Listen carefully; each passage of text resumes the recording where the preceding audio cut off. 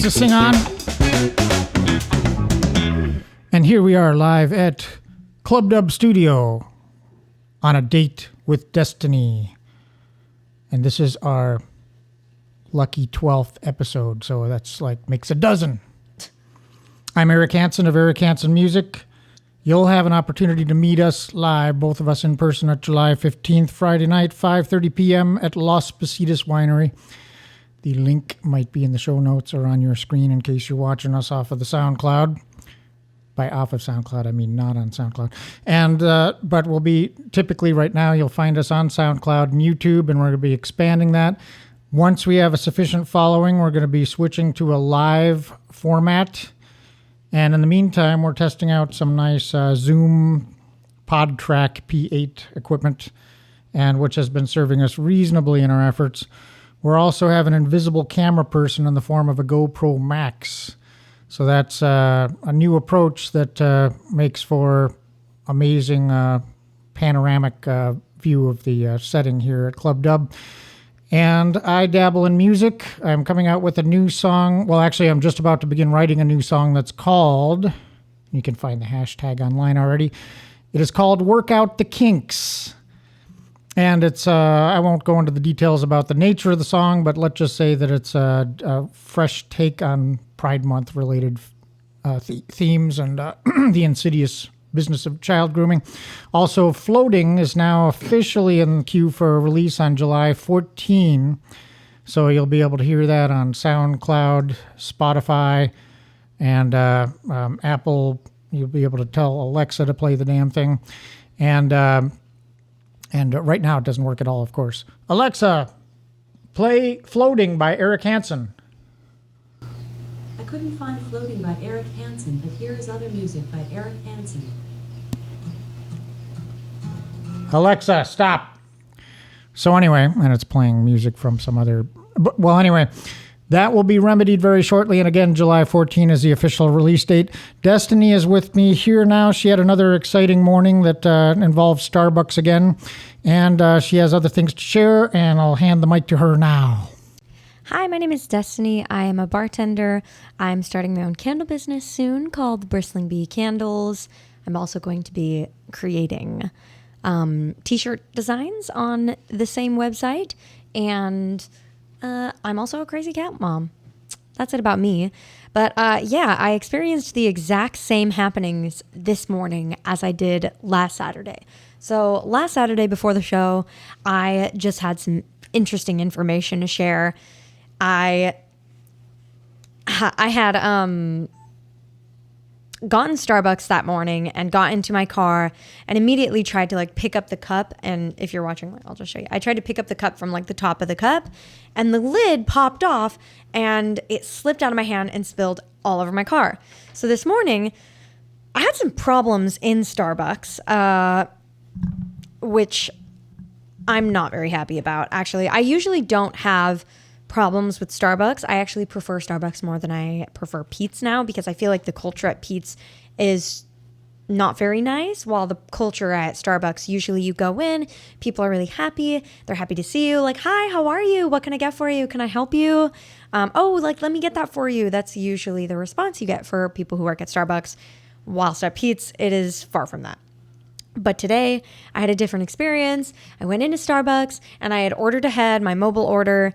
And I normally get an iced white chocolate mocha with almond milk, and I love the whipped cream. And I'm kind of a regular there now. So I went in and I was like, hey, I'm so sorry to bother you, but can I please have whipped cream on this? I know it's almond milk and it doesn't say, but it wouldn't allow me to put it on the app.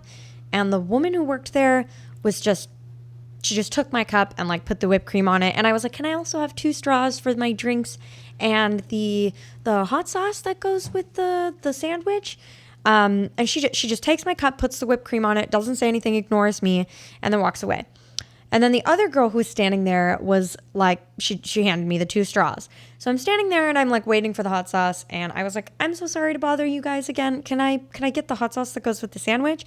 And the first woman who like initially walked away, she walks away again. And the other girl, like she had purple hair, she just like blatantly ignores me. So what ends up happening is the girl who was taking orders, like on the other side of the Starbucks, walks over and gets the hot sauce. So I was just kind of baffled. I was like, okay, I'm not really sure what I did or if my interaction with them like kind of pissed them off. And so I thought about it and I realized, well, obviously I'll never know if this is true, but I wasn't wearing a mask and they both were. And the girl who had helped me from across the Starbucks, she wasn't wearing a mask.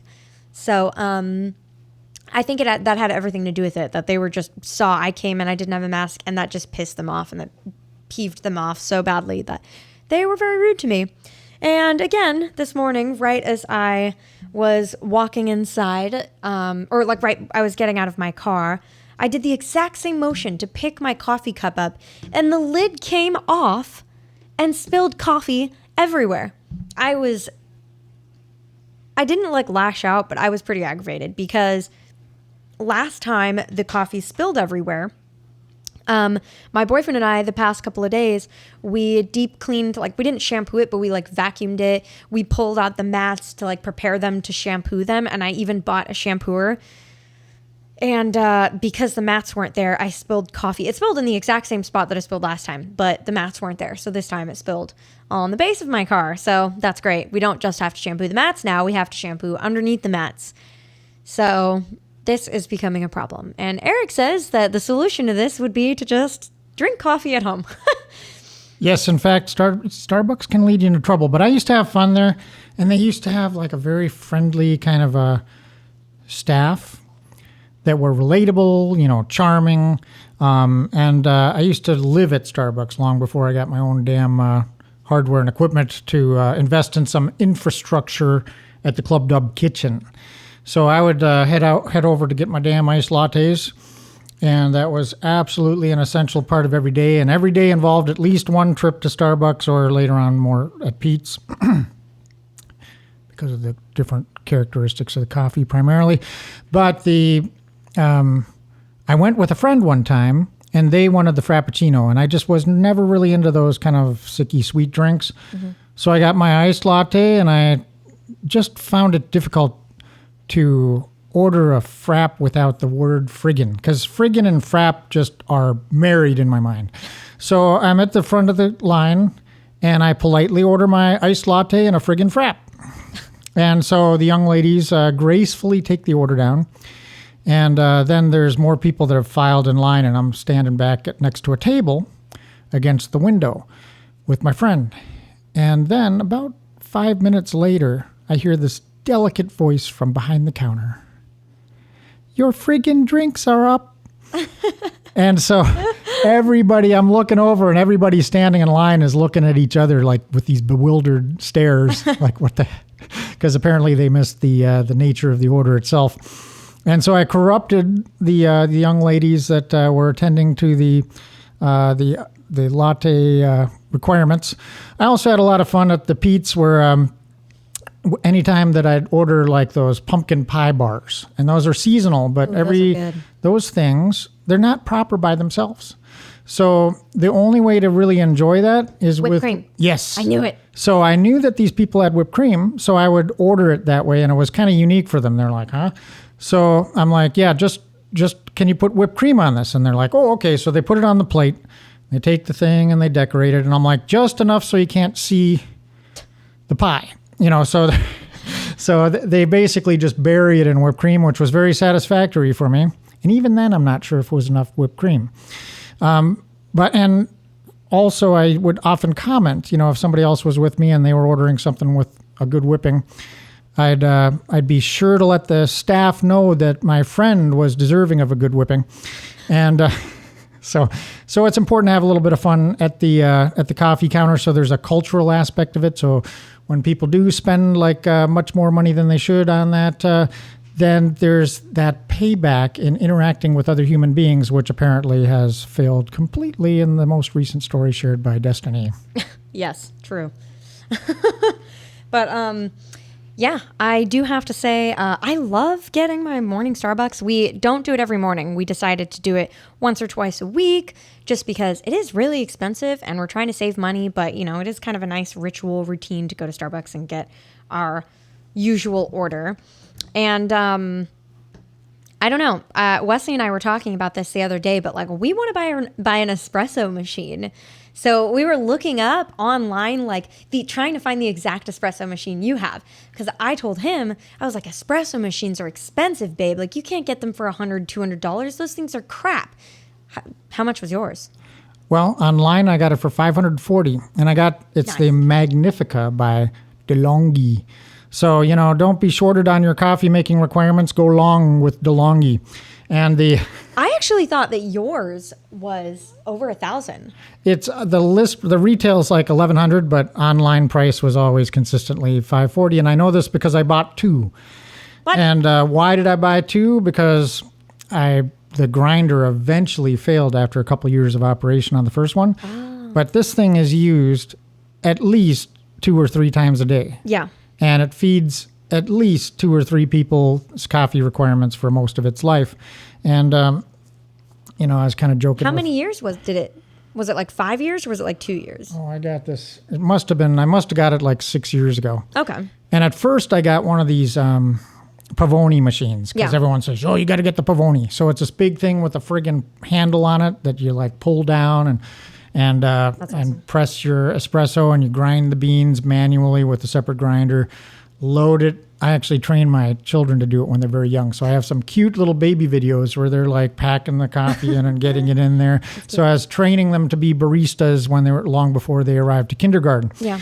And however, when I first got the DeLonghi, the convenience, you basically push a button, double shot, push a button, double shot. And when we had Art Bozeman on the show, he needed literally, Didn't you have like 11? he had 10 double shots. 10 So he had shots. 20 shots. He literally filled this friggin' cup that's like a barrel. The cup, it was a mug this size, and it was bottom Here, to I top. can get a mug right behind you, Yeah. shot. It was, where is that? Oh, there it is. That size mug. No, bigger. Hold on, bigger. Bigger. This one's a small one. This is the big one. And it was filled. This thing was absolutely filled. I couldn't believe that he didn't like die. Okay, people, let me get dressed up again here. Okay. This is like the normal mug, and this one we got from a Starbucks in Seoul, Korea. I was going to say, that looks Korean. So. And it has Starbucks written in Korean, this is actually a little bit rare because most of the Starbucks in Korean only have like the English? Romanized logos. But Yeah. this store also had that on their logo. So it was in the heart of Seoul. And so that's one of my favorite coffee mugs. I have two. One's the white one and another's black that I love even more. Nice. And then this is the one Art Bozeman filled. Big Island. Really, We got this in friggin' Kona, Hawaii, on the Big Island. And this mother filled this from bottom to top and proceeded to drink it like it was like, Nothing. yeah. I was surprised. I thought he would like die or something. I was like, how can you drink that and not have a heart attack? But he drank it. He was fine. He wasn't sweating at all. It's good. I probably would have died. I would have had like a heart attack, but Anyways, so Wesley and I are trying to limit our Starbucks intake, and we're considering buying an espresso machine. I think it'll be good news if I tell him that we can get the same machine that you have for $500-ish, $600, just because when I told him that it costs thousands of dollars to buy a good espresso machine, he was like bewildered. He was like, what? Well, why? when But I- there's many components in an espresso Yeah, machine. when I got the Pavoni, that was like $575 or something outrageous, and it's a very simple thing, but it's like, oh, it's Pavoni, it's from Italy, it must be good. So that thing was a nuisance to use, and it was, ultimately kind of failed on me, and it was so slow that basically to make each double shot, you had to grind, fill the thing, pack it, Yeah. and you had to grind, fill the thing, pack it. So it was basically a 7-minute process just Yeah. to make one quad shot. So I was struggling needlessly on that one. But even when I bought that, I basically stopped going to Pete's except for once or twice a week instead of twice a day. And then when I got this machine, I don't even go into those damn places. And then if I take a trip, I'll literally fill a mason jar full of espresso. And then I'll bring a frother to the hotel room. and make my gosh darn lattes there. I would rather do that than spend the money at. I mean, it is nice to go to Starbucks, but I'd rather do that. Like, I'm going to do the math real quick. So let's say I spend like $12 at Starbucks, and we do that twice a week, okay? So that's twice a week, and that's 4 times a month. That's $96 a month. And sometimes it's more than that if you buy like a snack or something. So that's $100 a month. So if you buy an espresso machine for $600, it's paid for itself after 6 months. And that thing lasts at least 6 years? Not in my case. For me, I went to Pete's at least once a day, every day. I would go in, and this is back when things were cheaper. Yeah. I would go in and get my tall iced latte, venti in Starbucks terms, but there they just call it a large to, truth, honesty and advertising kind of thing, so it's not all confusing. But anyway, I'd get my iced latte and a cookie. Now, when I was saving up to buy Club Dub, I was going to McDonald's to the dollar menu and getting half. I'd get a McDouble for $1. I'd get a McChicken for $1. I'd take the top off one of them. And then, so I'd have 1.5 buns, and then the chicken patty and the McDouble, whatever they put in that thing. There's horrible rumors about what that might be, but we'll get into that on another episode. So I'd have that $2.18 expenditure for lunch as a routine. So I was like saving some money. But then I had to go to Pete's. So I'd go to Pete's and spend a cookie and an iced latte, and that was $7.50. Jesus. So basically, I turned a $2 lunch into a $10 lunch just by the visit at the Friendly Pete's. And I loved it. I loved the people there. Everybody there knew me. But even when you're well known there, it doesn't necessarily help, because one time I ordered my pie with the whipped cream. I'm there from work at the Lexus of Pleasanton. I'm wearing my suit. And so I'm like, yeah, I want whipped cream on the pie. The guy he was a new kid, so he's like looking a little confused. He then proceeds to take the thing and aims at 45 degrees. It bounces up off the pie onto my suit. Fortunately, It basically was limited to the jacket, and it was kind of a warm day, so I went the rest of the day without the jacket. They were very gracious and picked up a dry cleaning bill on a subsequent visit. Aww. But that was one good whipping that I definitely did not deserve. Poor thing. Everyone knows you're not supposed to put whipped cream at the 45 degrees. You got to put it upside especially not down. Aimed at the customer. Nope. So for all you newbies that are just starting your barista careers, do not whip at an angle. Whip it straight. That is some great advice. There's a good song, Whip It, by Devo, that we might try to cue in later. But so now that we're past our morning coffee, we might go to break then, if that seems sensible. And then we're going to get into some more serious hitting issues, like little things that affect some of our lives, like gun control. I've got some great things to talk about. School shootings and all the other crap that's arranged to oppress on the society, oppress on us common people that are we the people of society. And that's on that, we're going to take a brief break. My headphones are not working.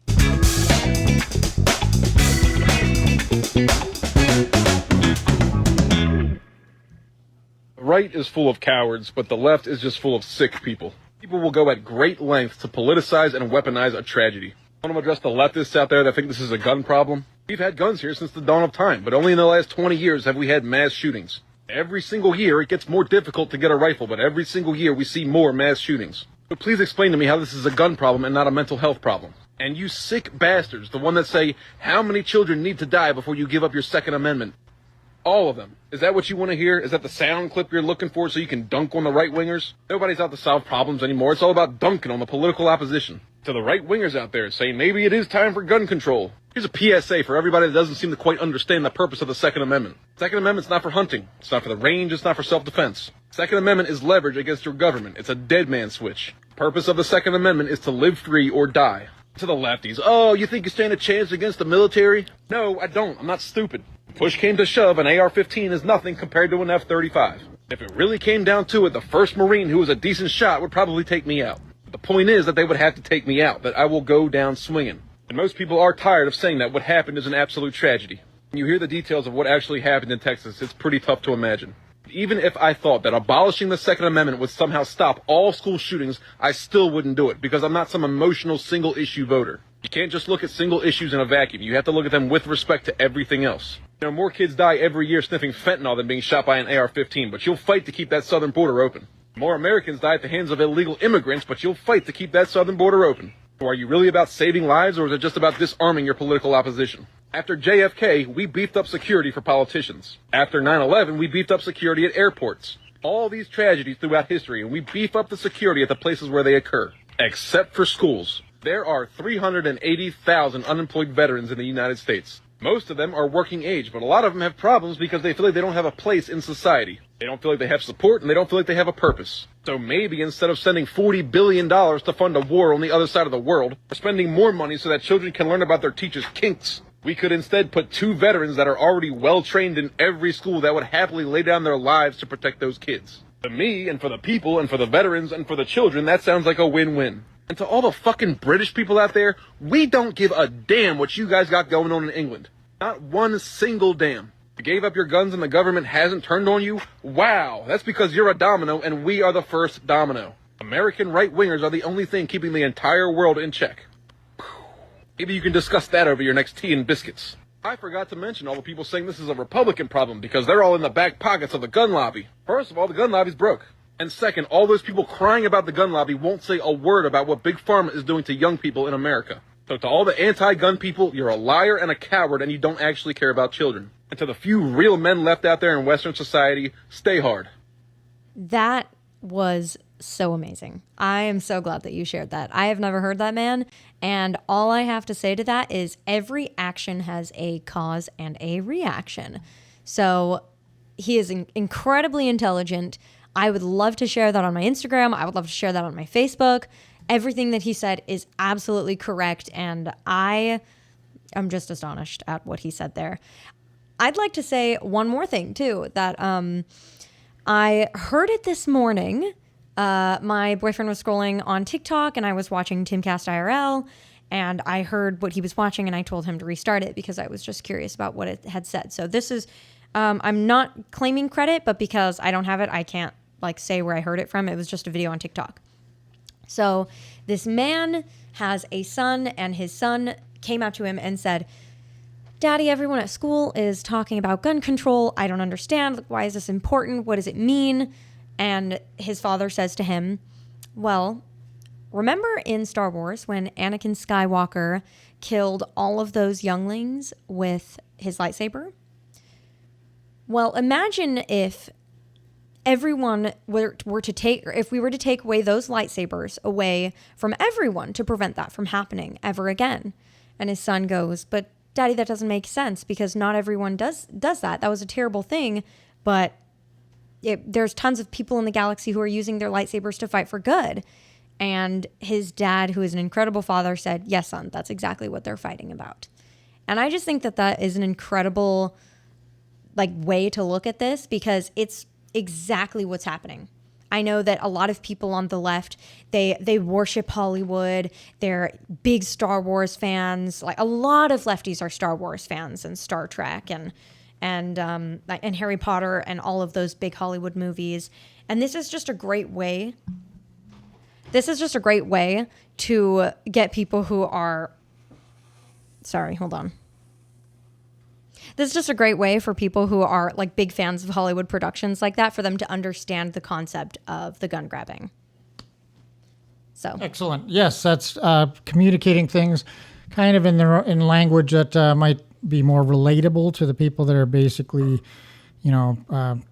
plugged into their TV sets and off to the movie theater, chomping popcorn and getting all their life view from either that or the wildly deceptive MK Ultra media that programs their brains. One of the things that the left always, well, first of all, I'm going to make, just talking about things and just offering lip service is sometimes inadequate unless they're accompanied with some solutions. I actually gave it some thought and I have a solution to start the conversation, and that's that we do need a new waiting period. And by waiting period, I'm referring to a 6-month hiatus on any gun legislation while the emotions are still hot on the latest accomplishment by Democrat policy or orchestrated event, take your pick. So when the CIA and the Democrat Party, whatever role they play in either setting up a situation for mass shootings or in actually arranging one, and we know that there's a combination of both that's at play, it's time for people to cool off the emotions to actually think of a solution. In most cases, if somebody tackles or jumps to a solution before thinking about and analyzing the problem, the solution becomes worse than the problem that it's purported to solve. And when it comes to school shootings, there were never school shootings in American history except for one between the years of 1901 and 1940. And then there was starting to become like a pattern of them in 1990. And there are some significant factors in what I call the 8 ingredients of a school shooting.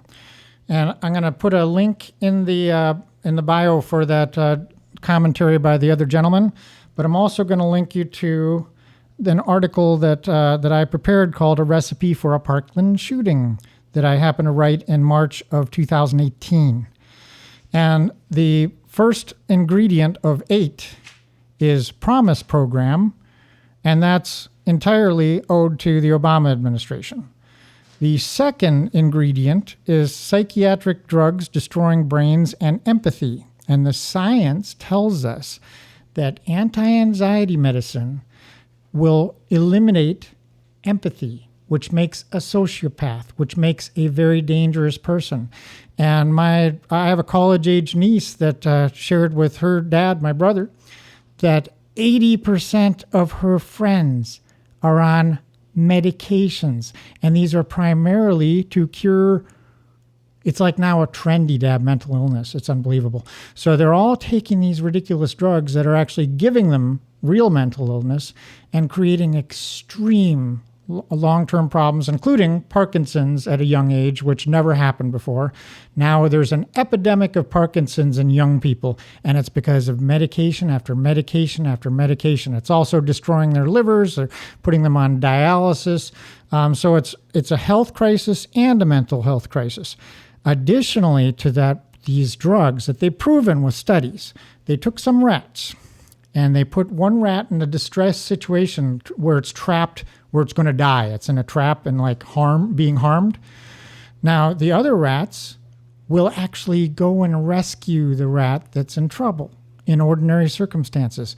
And the theory behind it is that the anxiety that's suffered by the rat that's in a bad situation is contagious. So that anxiety happens in the other rat, and so the other rat has to stop the suffering because it's making it uncomfortable. It's called empathy. Yes. Yeah. So that empathy causes the rat to go save this other rat, and then the ones that do that heroic work wind up more frequently doing it because it's a pattern that rewires their brain, that they become basically rat heroes, which is the opposite of the rats that are in the Democrat Party. But when you put these same rats on anti-anxiety medicine, they could care a shit about the other rat. They'll just sit there while the other rat's in pain, suffering, and dying, while the other rat just attends to its own business with no concern at all because it's cured of that anxiety. It's no longer able to catch the contagiousness of anxiety from the animal that they would otherwise rescue. Now, so it's doing its job by, yes. Preventing anxiety, but it's also... Yes, and then my brother just turned me on to a documentary that's called The Medicated Child. This actually was on 60 Minutes, and it shows how parents... There was one example where this fat blob of a mother was upset that her boy was completely normal. So she took him to the doctor, and the shrink was way too happy to prescribe Adderall or some... they diagnose it on the spot, and then they put them on some kind of brain medication, brain modifiers, anti-anxiety meds and all this. And then these kids wind up developing more problems. And then they take them back to the doctor, and the doctor will look at it and say, well, maybe some kids don't react as well to this drug, so let's add this other one. Or let's just get the right mix. So they keep refining the cocktail of poison that's literally rotting the brains out of the skulls of children at an epidemic proportion. And again, 8 out of 10 of my niece's college comrades are are on medication. This is a sickness, and it doesn't solve any problem. So now when people take these medications, they're much more likely, and it's already documented, that these medications can cause suicides and murder-suicides, where they'll do wild outrage behavior because they're basically, one, it's bottling up the rage. Two, no medicine really cures anything. If you take an anti-allergy medicine, you just basically need more to stay even. All of these medications only put a Band-Aid on a symptom, and in this case, even before there's a symptom, they're already modifying people's brains. Now, the pharmacy industry that's so kind and cares about people, that's profiting from all this mayhem, also has a special exemption. You know how they're exempt from people taking anything under an emergency use authorization, and if you wind up paralyzed or dead, you can't even sue them? Well, that applies to these psychotic drugs. And the way that they do this is every time there's a mass shooting, the first question the public should be asking is, what drugs was this kid on? What prescriptions? What legal... you friggin' cause a car crash, they do a blood test. You friggin' get pulled over for swerving, they do a blood test or a breathalyzer.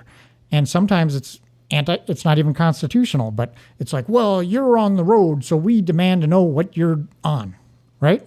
We want to know how many drinks you had. So when someone shoots up a school, you'd think some of that logic might apply.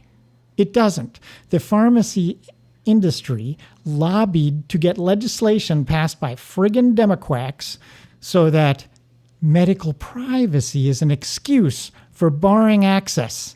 So that moron in Texas, the moron at Parkland, or whoever actually did it, that was likely, I think he was a fall guy. But all these moronic mass shooters are protected, but it's not really protecting them because they're already dead in most cases. It's protecting the industry that gave them their cocktail of drugs that turned them into violent, vile, and dangerous sociopaths. So the other thing that I know I'm soapboxing a little, I know I'm kind of rolling right through, but let me just keep moving a little bit because it's an important subject. And so we got the psychiatric drugs. The third ingredient is destruction of values with mind rot and pop culture. Now, I was listening to a really whimsical song that I thought was kind of nice and kind of, whistling in the background. And what song was that? That was Foster the People, Pumped Up Kicks. Okay, this song literally glorifies a school shooter. So it's in the pop culture. And on the comments of the music video, if you go to the YouTube, you see kids going, oh, I'm in class listening to this with my ear pods, ha, ha, ha. Like they think it's funny that they have this poison being pumped into their brains while they're in school, where they could become... it's glorifying the behavior of the lunatics that are all drugged up. And then I did a little digging, and it's also in the article that I'll link in the comments. But there's a correlation. There was an increase, an uptick in school shootings at the time of that release. Another thing that I'll call your attention to is Foster the People was a nobody band. Nobody heard of them until their big breakout hit, Pumped Up Kicks. So I think people should look into the possibility that their career was moved along sponsored by some nefarious players in the CIA or MK Ultra or other kind of thing to serve a purpose. And then that's ingredient 3. Now we're on to ingredient 4. Democrat sheriff, Democrat police chief. What's at Uvalde? A friggin' Beto O'Rourke supporting lunatic. That was the sheriff there that basically gave stand-down orders. Okay? So basically kids are being slaughtered one at a time slowly, and all the rules of engagement are discarded. So the only ones that were heroic were the ones that literally had to wrangle their way out of handcuffs because they had a friend that was in the police department to jump a fence and bring their own kids out. And meanwhile, they're pepper spraying parents. So basically the police, whether this was intentional and whether it relates to an orchestrated event that correlates to a recent school shooter drill, okay, which is often a sign of a rehearsal. Whatever the case with those cops, the people that got in were the parents. Now, if they all had friggin' gun rights, they would have shown up and fixed this and saved at least all but one or two of those children's lives. And instead, they had the police surrounding it, protecting what appeared to be their operation to basically make sure that they got to the right count so that they could make the news and then get Beto out on his campaign. I have a question. Yes. Are classrooms able to be locked, like the doors? Or is that not something that... Because what I'm wondering is a lot of people, like, why do they not... Like, how does he get in? Like, do they just... They left a door propped open, apparently, which also makes people thinking inside operation very suspicious, okay? But it's hard to know what happened. And frankly, even after Newtown, Sandy Hook, nobody knows what happened. The news stories were so wildly skewed and none of it added up.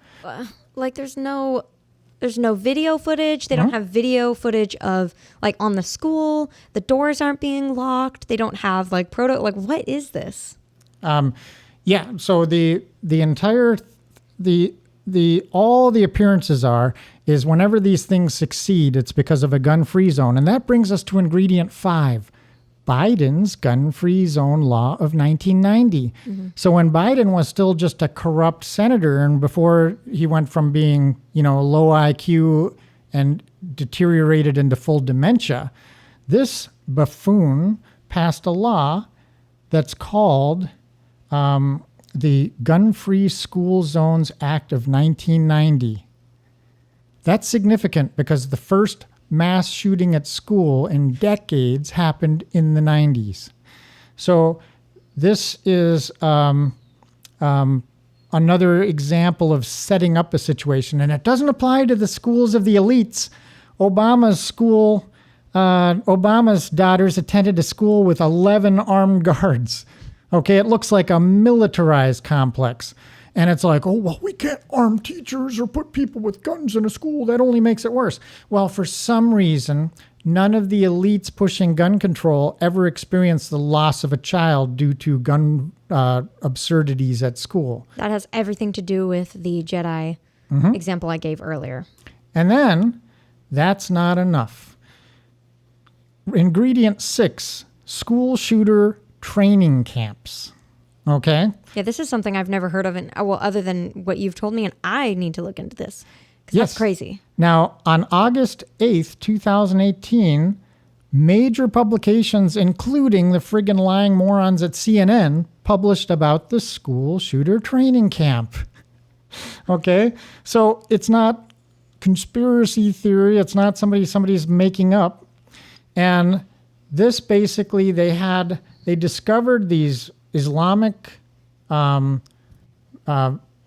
Muslims were running this compound. They basically tortured a child to death in a ritual sacrifice. So that should upset people. Then they went to the compound and found out that they were running a school shooter training camp. Now, if somebody is logical and thinks about this, they know that they caught one, so that means that it's a tip of an iceberg and there are others. Now, the FBI got involved. Now, what does it tell you when the FBI, first the corrupted courts processed all these goons with soft, like a wrist slap. And then they even were using excuses like the only reason they were brought in was racism. I mean, so it was completely mishandled by the courts. They were they were basically coddled and treated as if they were the victims on this whole scene. And then the FBI got busy with their investigation. And guess how they ran the investigation? With bulldozers. If this had been a MAGA shoot the liberals training camp, they would be conducting tours there to this day, like a lynching museum. They would have that place taped off, and they would be going through every grain of sand to find out how many more people they could connect to this crime scene. But when it comes to their own operations, and clearly this is an operation run from within the State Department and the Dem-infested agencies, They literally bulldoze the scene. And then the media, you'd think that if this were some MAGA, hit the liberals training camp, they would be running this longer than they ran the Capitol Kabuki hoax. It would be on TV every night. Brian Stelter would be on there, Mr. Friggin' Potato. The gender-neutral potato of CNN would be on there with his voice going, well, we need to think about this, and we're going to keep reporting it. But with this one, the CNN's back page feature of this article vanished. It went out of the news cycle. Most people I talk to this day, and this is from 4 years ago, don't even know about school shooter training camps. And if you bring it up, they're going to just be like, what? What are you smoking, man? So that's one of the ingredients. I'm almost done with this, and then we'll allow Destinee to get in a few words, and I appreciate it. So the other thing is incentives provided by irresponsible media reporting, which is basically, instead of calling these creeps, morons, retards, whatever you need to do to defame them, or they don't need to be defamed, to correctly call them out as the dregs, the worst scum in society, they go into their, well, maybe they had a troubled childhood. So they basically pick up where the soft pulp kicks leaves off and glorifies them. And then finally, they set up crappy movements to set more at risk, like David Hogg, which happens to be the son of an FBI. How surprising. And the real admissions scandal is when he was put to Harvard. But anyway, these punks are all out there basically saying, take our rights, put more at risk because, this happened. Well, the only motive for this crime of school shootings is to terrorize the public. When Newtown happened, and normal people get sick to their stomach. I felt friggin' sick, like I was going to vomit when I heard about Newtown, right, from the news. Mm-hmm. But do you know what else was going on that nobody paid attention to? What? There were bomb threats called into schools here in Dublin right at that same time. And do you know why that this is a psyop, or it's a sign of a psyop? It's because they need to make it about everybody's kids. Yeah. Everybody's schools. Because what might happen is they might make people feel sick, but they're not going to make them give up their guns so easy. So what happens, unless they're retards. So what happens is that, oh, yes, I must chop off my dick because someone else got raped by another person that has a dick. So, of course, the only time that doesn't apply is if it's a transgender in the girls' locker room. Transgender 5-year-old. Yeah. So ultimately, yeah. Well, yeah. So there's then they'll criminalize the parents. Oh, you're being hateful about just because your daughter was raped by a transgender doesn't mean you should hate on this poor kid. So ultimately, the main thing to bear in mind is Democrats then come on, and they already have their scripts prepared, which suggests they might have known about the event beforehand, as predictable as the latest. In the run-up to the November midterm, all of us were talking about how school shootings will happen. There will be mass shootings everywhere. And sure enough, the uptick is unbelievable. And they're not done. Mm-hmm. They're going to keep going until they get what they came for, and that's to disarm everybody to make them safer. Well, by safer, they mean completely subjects to a fascist government. And as soon as that happens, we see the repeated history. Every single gun-grabbing movement in history resulted in mass murder by government.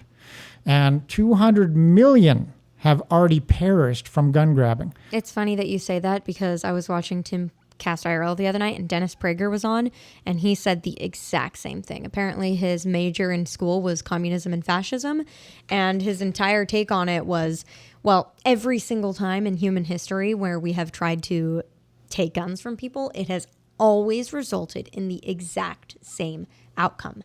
Every single time without fail. And that is the death of millions and millions of people through communism and fascism. Yes, and I whenever I'm addressing these idiots online, I'll say, because they're always using language like common sense gun control. Well, the first thing I point out is, well, firstly, Democrats don't have any common sense. Secondly, by gun control, you simply mean inconveniencing law abiders to make it better and make soft targets out of all of us, from the criminals that are working actually in concert. Most of us realize that there's such a thing as a proxy army of the left. The political class can't always do their dirty business directly, so some of it is brokered through what I call street Democrats, BLM, Antifa, ISIS, MS-13. For example, Seth Rich was, it's rumored that that Wasserman Schultz was involved in hiring up some MS-13 to get him hospitalized with gunshot wounds without any burglary. So they basically got rid of Seth Rich after they established that he was the source of the nefarious leaks and leaking Democrat stuff. And that's only because he was a disgruntled breadline burnout. So he was a liberal. He wasn't a hero in life otherwise. He was just basically upset for that he was butthurt about Bernie and decided this was one crime he didn't want the Democrats getting away with. So he apparently released all this stuff to somebody that's still being unfairly detained, Assange. And so Assange does some journalism on it, and then what happens to him? Well, we know how the deep state and the entrenched bureaucracy work in their treatment of him.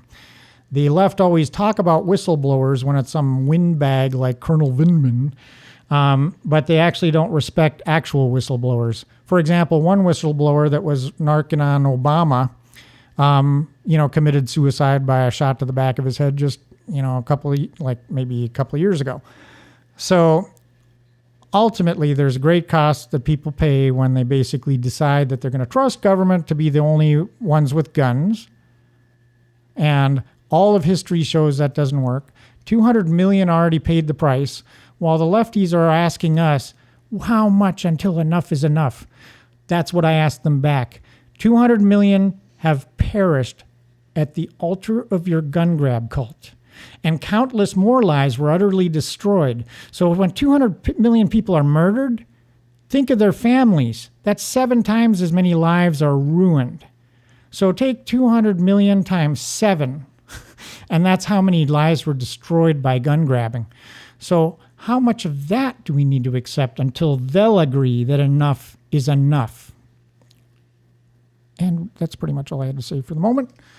I'll hand the mic back to our... Can we go to break? Oh, and that will be a great time for a quick intermission. Let's do it.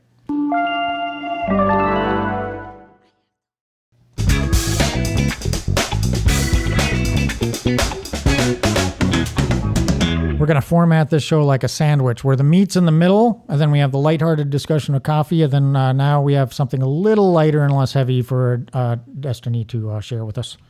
Yeah, I just wanted to share a couple things that have happened within the past week that I personally thought were generally good news. You know, the past couple of years, I've learned that when people discover that you're a Trump supporter, where I live in the Bay Area in California, when most people discover that you are a Trump supporter or you are conservative, you are hated on, and I've lost many friends. I have people, I have had people in the past say like, oh, it's okay, whatever. Like, I don't really care, but, most of the time people just try and change your mind all the time, and they try and convince you how stupid you are. And before the 2020 election, I remember I tried to warn so many people, like, please, please, please, please don't vote for Biden. Like, all these terrible things are going to happen. Your gas prices are going to go up. Inflation is going to go up. Food prices are going to go up. And nobody believed me. But there is light at the end of the tunnel, because unfortunately, we have had to live through the inflation and the gas prices and all of the terrible things that have happened within the past 2 years. But I do believe that people are now, their eyes are being open. So the first story I wanted to tell is a very short one. There is a coworker that I have. Again, I'm never going to tell any names because this is their private business. But there's a coworker I have who you would assume is just naturally left-leaning. Probably, he's Latino, so he's probably liberal. And last week, I don't even remember how it came up. I think I was just talking about like my ballot, like voting.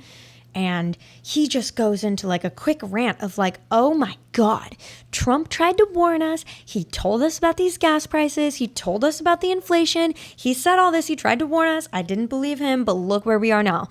Dude, fuck Joe Biden. Fuck Joe Biden. And when he said that, my heart lifted. I was like, I can't believe this is happening. Like, people are actually opening their eyes. Like, there's people that I know who would have in the past judged me, hated on me, tried to convince me otherwise, are now opening their eyes to what is going on in our country. That doesn't necessarily mean that I think that he's going to love Trump. You know, I don't see that happening, but opening their eyes and recognizing that Joe Biden is a terrible president and that everything that Trump said was going to happen is happening, that's the first step. That's the first domino.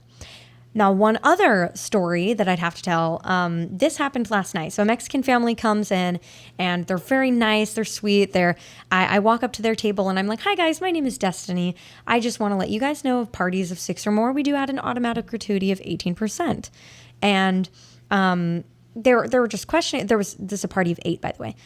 They were questioning me. They're like, why? Like, why do you guys do that? And I told them, well, in the state of California, there is a 12% tax on all of my sales. So whatever sales you guys have tonight, my paycheck will be taxed 12% of that. And also at the end of the night, I have to tip out the bartender and the bussers and the food runners. And an 18% gratuity just ensures that money isn't being taken out of my pocket, that I actually have like a little bit of a net gain. And I remember, like, at first they were like, oh, like not about the tipping out, but like about the taxing. They were like, that is dumb. You get taxed automatically on your sales, like even if you don't get a tip. And I was like, yeah, that's how California is run. And the little girl, we were not talking about this at all, but the little girl, who's probably like 10 or maybe even younger than 10, is like, yeah, and you know what? Our gas prices are too high too. Joe Biden is super rich and we should have voted for Trump. We all got to vote for Trump next time. And I was like, you know what? I don't know where that came from, but yeah, I'm totally all on board of that. And we just all had a laugh. I could tell that the family was trying to be like, keep it down. Like, they didn't want her to like say that. And I could tell it was because like they didn't want me to like judge them or think anything of them. But I just reassured them. I was like, yeah, like honestly, you guys, we just need to vote in the next election.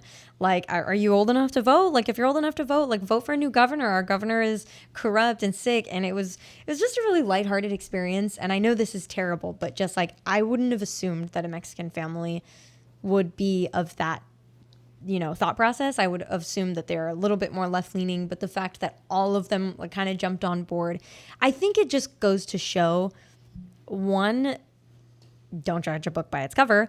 2, there are a lot more people who have common thinking here in the Bay Area than we think there are, because I don't know. That's what they call the silent majority. Yes. Yep. The media does try to portray it as though everyone hates Trump supporters and everyone thinks this way. And it's not like that at all. Excellent. Mm-hmm. And that's my 2 uplifting, lighthearted stories for the day. Tales that should be told.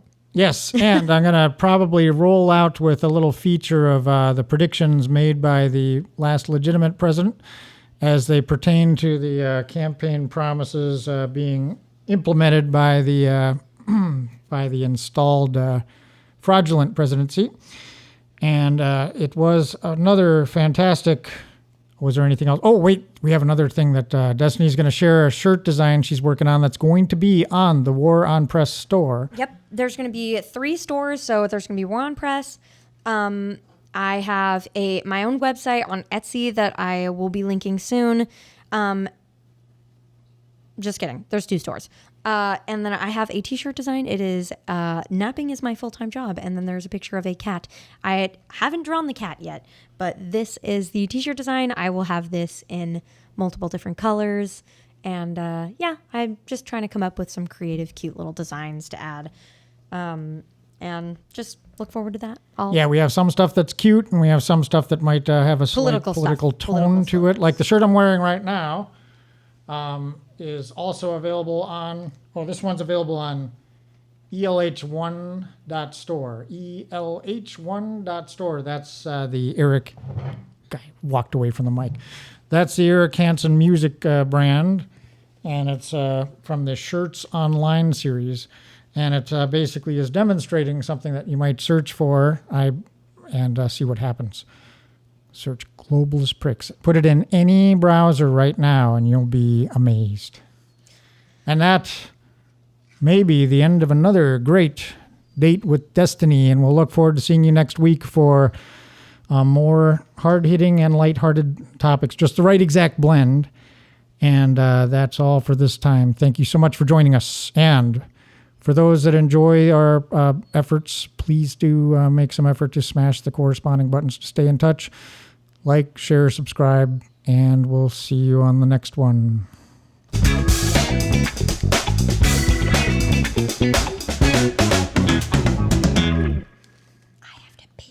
Okay.